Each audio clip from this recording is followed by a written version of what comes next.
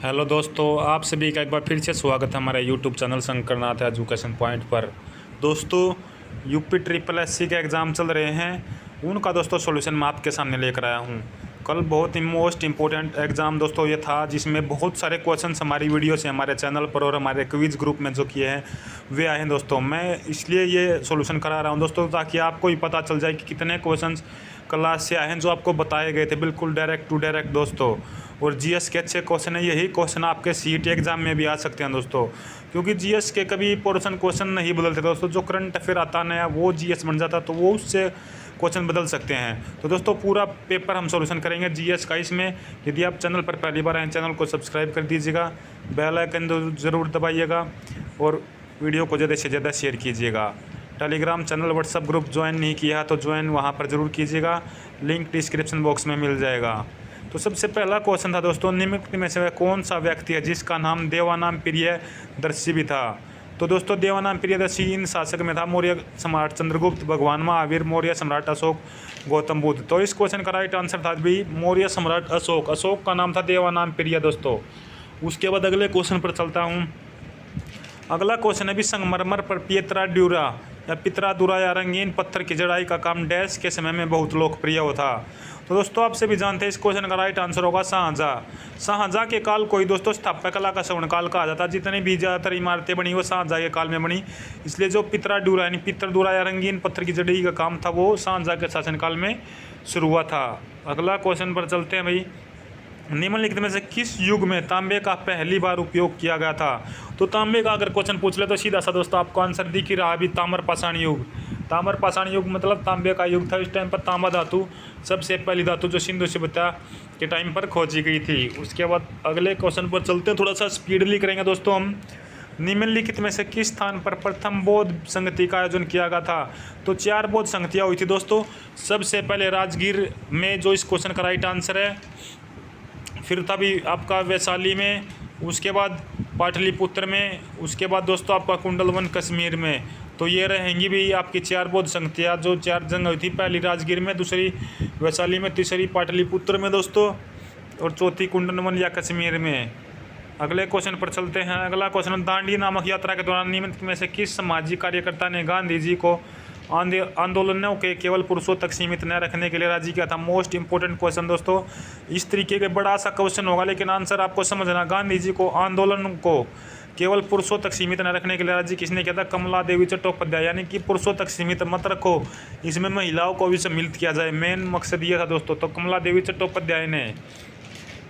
अगला क्वेश्चन, अभी जब ईस्ट इंडिया कंपनी की स्थापना हुई तब भारत पर निम्नलिखित में से किसका शासन था। तो दोस्तों देखिए, पेपर इतना बड़ा है लेकिन क्वेश्चन जीएस आसान है, ठीक है, थोड़ा सा लेंथी जरूर है, यानी कि इजी टू मॉडरेट था पेपर। जब ईस्ट इंडिया कंपनी की स्थापना हुई तब भारत में निम्नलिखित में से किसका शासन था। तो मुगल सम्राट। आपसे भी जानते हैं दोस्तों, मुगल काल जो ना भारत पर चल रहा था। भूदान ग्रामदान आंदोलन निम्नलिखित में से किसके द्वारा शुरू किया गया था? भूमिदान। तो दोस्तों ये आंदोलन शुरू किया गया था विनोबा भावे के द्वारा। विनोबा भावे ने सबसे पहले भूदान आंदोलन शुरू किया था। अगले क्वेश्चन पर चलते हैं। प्रसिद्ध युद्ध का नारा, जो ये युद्ध का नारा था दोस्तों, दिल्ली चलो। तो ये दिल्ली चलो का नारा किस व्यक्ति ने दिया था? इस क्वेश्चन का राइट आंसर था सुभाष चंद्र बोस दोस्तों। सुभाष चंद्र बोस का एक और प्रसिद्ध नारा था भी आपका, तुम मुझे खून दो मैं तुम्हें आज़ादी दूंगा। उसके बाद अगला क्वेश्चन आपका भाई, राष्ट्रवाद की पहली स्पष्ट अभिव्यक्ति निम्नलिखित में से किस क्रांति के साथ हुई थी। तो राष्ट्रवाद की सबसे पहली स्पष्ट अभिव्यक्ति हुई थी भी किस क्रांति के साथ हुई थी? फ्रांसीसी क्रांति। फ्रांसीसी क्रांति हुई थी दोस्तों 1789 के अंदर। तो इस क्वेश्चन का राइट आंसर रहेगा फ्रांसीसी क्रांति के तहत। अगला क्वेश्चन आपका भी, सरकार ने के निम्नलिखित में से किस अधिनियम के कारण मुंबई से सिंध प्रांत का निर्माण हुआ था। तो दोस्तों सरकार का जो था ना, भारत सरकार अधिनियम 1965, इसके तहत दोस्तों जो ना मुंबई से सिंध प्रांत का निर्माण हुआ था। अच्छे क्वेश्चन आए हैं दोस्तों ये आपके। भारतीय मानक समय ग्रीनविच मध्य समय जीएमटी से कितने आगे हैं। तो दोस्तों 5.5 घंटे आगे हैं भी। और मोस्ट इंपॉर्टेंट क्वेश्चन है, वीडियो को ज़्यादा से ज़्यादा ग्रुप में अपने सभी शेयर कर दें। और सीईटी भी जिसका एग्जाम है दोस्तों, वो भी इस वीडियो को जरूर देखिए। सभी मोस्ट इंपॉर्टेंट क्वेश्चन सीईटी और एचटेट के लिए भी आपके रहेंगे। एग्जाम चाहे कोई भी हो दोस्तों, जीएस सभी एग्जाम के लिए मोस्ट इंपॉर्टेंट आपकी रहती है। अगला क्वेश्चन अभी, निम्नलिखित में से कौन जनसंख्या वितरण को प्रभावित करने वाला आर्थिक कारक नहीं है? तो पानी की उपलब्धता जो है ना इसका आर्थिक कारण नहीं है दोस्तों। शहरीकरण, खनिज और औद्योगिकरण सभी जनसंख्या को जो है ना प्रभावित करते हैं, पानी की उपलब्धता नहीं करती। अगला क्वेश्चन आपका दोस्तों, विश्व की सबसे ऊंची चोटी माउंट एवरेस्ट किसके बीच स्थित है? डैश के बीच स्थित है? तो नेपाल और तिब्बत इस क्वेश्चन का राइट आंसर रहेगा, क्योंकि नेपाल और तिब्बत नेपाल में है दोस्तों। नेपाल और तिब्बत के बीच के एरिया में जो हिमालय पर्वत श्रृंखला है उसके अंदर 8,848.50 इसकी ऊंचाई है, या 8,850 आपको मिलेगा दोस्तों। अगला क्वेश्चन आपका है भाई, निम्नलिखित में से भारत में अक्टूबर की गर्मी का मुख्य कारण क्या है? तो भारत में अक्टूबर की गर्मी का मुख्य कारण है जो इस टाइम पर आप सभी देखते हैं दोस्तों कि सुबह शाम तो थोड़ी ठंड होती है लेकिन दिन में गर्मी होती है। तो इसका राइट आंसर रहेगा उच्च आर्द्रता से जुड़ा तापमान, यानी कि तापमान में जो ना हाइग्रोडिटी जो थोड़ी ज़्यादा है, इसलिए उच्च तापमान दोपहरी के या दोपहर के समय रहता है। अगला क्वेश्चन आपका भी, किसी भी विकासशील अर्थव्यवस्था के प्रारंभिक चरणों में अधिकांश गतिविधियाँ डैश क्षेत्र से संबंधित होती हैं? तो इस क्वेश्चन का राइट आंसर आएगा भी प्राथमिक क्षेत्र से, प्राथमिक क्षेत्र से ये संबंधित रहती हैं। अगला क्वेश्चन, निम्नलिखित में से कौन सा हरित क्रांति की रणनीति का हिस्सा था? रासायनिक उर्वरक और कीटनाशी, अधिक उपज देने वाली किस्मों के बीच सिंचाई, ये सभी इस क्वेश्चन का राइट आंसर रहेगा हरित क्रांति की दोस्तों। यही एक नींव थी, यही था कि भी उर्वरक वगैरह और कीटनाशी को कम किया जाए, अधिक उपज देने वाली किस्मों के बीज बोए जाए, सिंचाई टाइम पर हो, सिंचाई के लिए पानी उपलब्ध हो, तो सभी कारक इसमें थे। अगले क्वेश्चन पर चलते हैं, निम्नलिखित में से किस नदी को बिहार का शौक? तो दोस्तों बार बार मैं बताता भी रहता हूँ इस तरीके के क्वेश्चन, और बहुत बारी प्रैक्टिस सेट में और दोस्तों क्विज में भी मैंने एक क्वेश्चन को बार बार रिपीट किया। तो कोसी नहर सबसे ज़्यादा मार्ग बदलने वाली नहर भी मैंने कई बार बताया था। इसी के साथ बिहार का शौक इसको कहा जाता है, कोसी नहर को। अगला क्वेश्चन आपका, भारत की पंचवर्षीय योजनाओं को अंतिम स्वीकृति किसके द्वारा दी गई थी? किसके द्वारा दी गई थी या दी जाती है दोस्तों? तो देखिए योजनाएं तो अब बंद हो चुकी हैं, इसी के लिए दोस्तों एक संगठन बनाया गया था एनडीसी, नेशनल डेवलपमेंट काउंसिल, राष्ट्रीय विकास परिषद, जो अंतिम स्वीकृति देता था भी जो भी पंचवर्षीय योजनाएं बनती थी। तो 1951 से पंचवर्षीय योजना शुरू हुई थी और आज तक हरियाणा में 2017 में तब लास्ट बनी थी। तो 12वीं पंचवर्षीय योजना थी 2012 से 17। अब जो है ना इनको बंद कर दिया गया है दोस्तों। उसके बाद अगला क्वेश्चन अभी, भारत की संघ कार्यकारिणी में निम्नलिखित में से कौन सा शामिल नहीं है? जो संघ की कार्यकारिणी है दोस्तों उनमें निम्नलिखित में से कौन शामिल नहीं है? तो संघ में दोस्तों आप सभी जानते, देखिए उपराष्ट्रपति आएगा, राष्ट्रपति आएगा, प्रधानमंत्री। तो राज्यों का संघ में कोई काम नहीं भी, राज्यों के मुख्यमंत्री जो ना संघ की कार्यकारिणी में शामिल नहीं होते। अगले क्वेश्चन पर चलते हैं, कौन एक वाणिज्यिक बैंक नहीं है? तो HSBC, CDB, भारतीय स्टेट बैंक और ICICI बैंक। तो CDB एक वाणिज्यिक बैंक नहीं है भाई, CDB एक वाणिज्यिक बैंक यानी कमर्शियल बैंक नहीं है। अगला क्वेश्चन है, निम्नलिखित में से कौन सा सार्वजनिक क्षेत्र का उपक्रम संसद के तहत एक विशेष कानून पारित करके स्थापित किया गया है? तो वैधानिक निगम। वैधानिक निगम जो है ना दोस्तों इस क्वेश्चन का राइट आंसर आपका रहेगा। अगला क्वेश्चन आपका अभी, निम्नलिखित में से किसे केंद्र शासित प्रदेश उच्च न्यायालय स्थापित करने का अधिकार है? तो दोस्तों संसद को यह अधिकार है कि भी केंद्र शासित प्रदेश में उच्च न्यायालय स्थापित कर सकती है। निम्नलिखित में से कौन सा अनुच्छेद भारतीय और भारत के संविधान में सर्वोच्च न्यायालय की स्थापना और गठन के बारे में है? तो सर्वोच्च न्यायालय जो सुप्रीम कोर्ट है वो किस आर्टिकल के अंदर आता है दोस्तों? 124 आर्टिकल। और दोस्तों इसी को अगर हम दो आगे कर दे एक बीच में कर दे तो 214 आपका आएगा हाई कोर्ट से, ध्यान रखिएगा भी 124 सुप्रीम कोर्ट, 214 हाई कोर्ट। अगला क्वेश्चन है, भारत में राष्ट्रीय मानवाधिकार आयोग निम्नलिखित में से किस मंत्रालय के अधीन है? तो जो HRD मिनिस्ट्री है दोस्तों, ह्यूमन राइट डेवलपमेंट, तो ये आता भी गृह मंत्रालय के अंतर्गत दोस्तों, गृह मंत्रालय के अंतर्गत ये डिपार्टमेंट आता है। अगला क्वेश्चन साइंस से आए हैं भी, न्यूमोनिया मानव शरीर के किस अंग को प्रभावित करता है? तो फेफड़े, लंग्स को प्रभावित करता है ना न्यूमोनिया दोस्तों। अगला क्वेश्चन है भी, कौन सा वनस्पतिक रेशा नहीं है? तो नायलॉन जो ना वनस्पतिक रेशा नहीं है, ये एक कृत्रिम बनाया गया था दोस्तों। नायलॉन सबसे पहला रेशा था जो कृत्रिम तरीके से बनाया गया था। अगला क्वेश्चन अभी, तारों का रंग किस पर निर्भर नहीं करता? तो उनके तापमान पर निर्भर तारों का रंग नहीं करता। वायु प्रदूषण, पृथ्वी से दूरी, दबाव इन पर निर्भर करता है, उनके तापमान पर निर्भर नहीं करता। निम्नलिखित में से कौन सी गैस ग्लोबल वार्मिंग के लिए जिम्मेदार है? तो देखिए, संपीड़ित प्राकृतिक गैस, ऑक्सीजन, पाइप प्राकृतिक गैस। लेकिन ग्रीन हाउस गैस जो है दोस्तों, जैसे CFC की बात करता हूँ, CO2 की बात करता हूँ, तो ये ग्लोबल वार्मिंग के लिए जिम्मेदार है। तो ग्रीन हाउस इस क्वेश्चन का राइट आंसर आपका रहेगा। पादप कोशिका भित्ति निम्नलिखित में से किससे बनी होती है? तो पादप की जो कोशिका भित्ति है दोस्तों, वो सेलुलोज की बनी होती है। फ्रक्टोज क्या होती है? शुगर होती है। सुक्रोज भी शुगर होती है। फ्रक्टोज दोस्तों जो फ्रूट वगैरह में शुगर पाई जाती है, फलों में जो शुगर पाई जाती है। सुक्रोज होता है भी जो गन्ने वगैरह में पाई जाती है, जैसे शुगर केन बोलते हैं। और ग्लूकोज तो आप जानते हैं दोस्तों। तो पादप कोशिका की सेलुलोज से बनी होती है भी। वीडियो को ज़्यादा से ज़्यादा शेयर कर दिया दोस्तों, मोस्ट इंपॉर्टेंट क्वेश्चन है। और UPSSC दोस्तों, उसका ये पेपर सोल्यूशन आपका चल रहा है लगातार। 2 दिन हो गए आपके पेपर अभी चल रहे हैं दोस्तों। तो GS सेक्शन हम इसमें जो ना क्लियर कर रहे हैं दोस्तों। तो सेलुलोज इस क्वेश्चन का राइट आंसर रहेगा। वीडियो को ज़्यादा से ज़्यादा शेयर कर दें भाई। निम्नलिखित में से किस देश ने अगस्त 2022 में ताइवान के आसपास अपना अब तक का सबसे बड़ा सैन्याभ्यास किया है? तो ताइवान के आसपास सबसे बड़ा सैन्याभ्यास दोस्तों, रूस यूक्रेन के युद्ध को देखते हुए USA ने हाल ही में किया था आपका सैन्याभ्यास दोस्तों।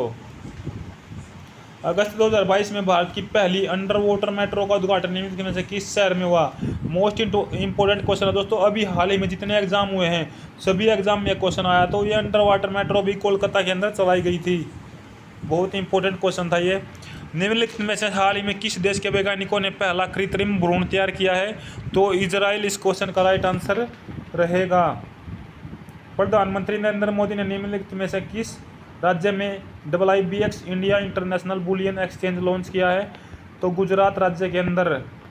एक सेकंड भाई, जूम कर लेते हैं। गुजरात राज्य के अंदर इस क्वेश्चन का राइट आंसर आपका रहेगा। उसके बाद अगले क्वेश्चन पर चलते हैं भाई।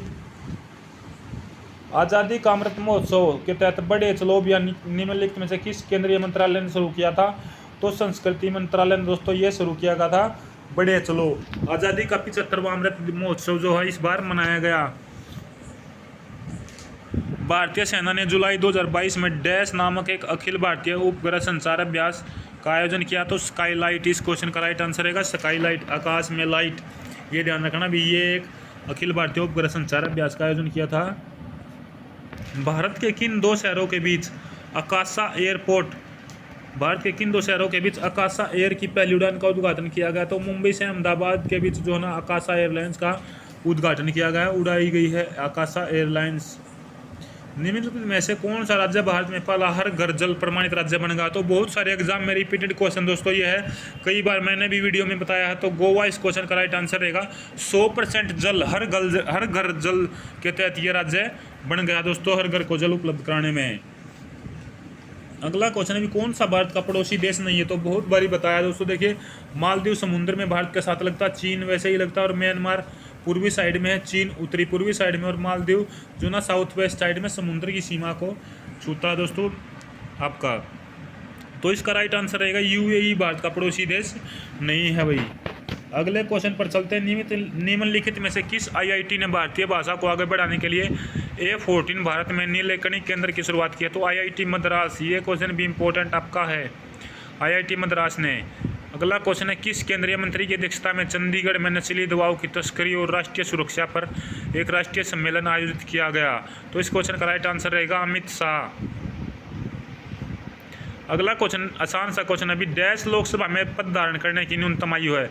यानी कि सीधा सिंपल क्वेश्चन है दोस्तों कि कौन लोकसभा में कितनी आयु के व्यक्ति जो लोकसभा में पद धारण कर सकते हैं, लोकसभा का जो ना सदस्य बनने के लिए कितनी आयु जरूरी होनी चाहिए? तो 25 वर्ष इस क्वेश्चन का राइट आंसर आपका रहेगा। अगला क्वेश्चन अभी अंतर्राष्ट्रीय जैव विविधता दिवस इंटरनेशनल बायोडाइवर्सिटी डे कब मनाया जाता है? तो 22 मई इस क्वेश्चन का राइट आंसर रहेगा। 10 नवंबर को आप बताइएगा दोस्तों कौन सा दिवस मनाया जाता है। अगला क्वेश्चन है, निम्नलिखित में से कौन सा विश्व का सबसे बड़ा नदी द्वीप है? बहुत बार रिपीटेड क्वेश्चन दोस्तों। तो माजुली द्वीप रहेगा भी, ये आपका ब्रह्मपुत्र नदी में है, असम के अंदर। माजुली नदी द्वीप सबसे बड़ा द्वीप है विश्व का, ब्रह्मपुत्र नदी के अंदर, असम राज्य के अंदर। ये सारे पॉइंट मैंने इसको बता दिए दोस्तों, आप ध्यान रखिएगा। उसके बाद अगले क्वेश्चन पर चलते हैं। वीडियो को ज़्यादा से ज़्यादा शेयर कर दिया अपने सभी व्हाट्सएप ग्रुप दोस्तों, टेलीग्राम चैनल, सभी ग्रुप वगैरह में इस वीडियो को शेयर कर दे। Most important question UPSSC paper solution ये है आपका भी। निम्नलिखित में से हंगरी की राष्ट्रीय मुद्रा क्या है? तो हंगेरियन फॉरेंट इस क्वेश्चन का राइट आंसर आपका रहेगा। स्वतंत्रता के बाद भाषा के आधार पर बने राज्य का नाम, पहला राज्य जो था आंध्र प्रदेश, आपसे भी जानते हैं भी आंध्र प्रदेश बना था। निम्नलिखित में से किसकी प्रसिद्ध पुस्तक है पावर्स ऑफ द माइंड लिखी है? जो पावर्स ऑफ द माइंड किसकी है, किस राइटर की है बुक है दोस्तों? तो उस क्वेश्चन का राइट आंसर है स्वामी विवेकानंद की ये बुक है। अगला क्वेश्चन अभी UNFCCC का अर्थ क्या है, यानी UNFCCC की फुल फॉर्म बतानी है। तो United nation framework convention on climate change, ये इस क्वेश्चन की राइट जो ना फॉर्म रहेगी भाई, ध्यान रखना है इसको।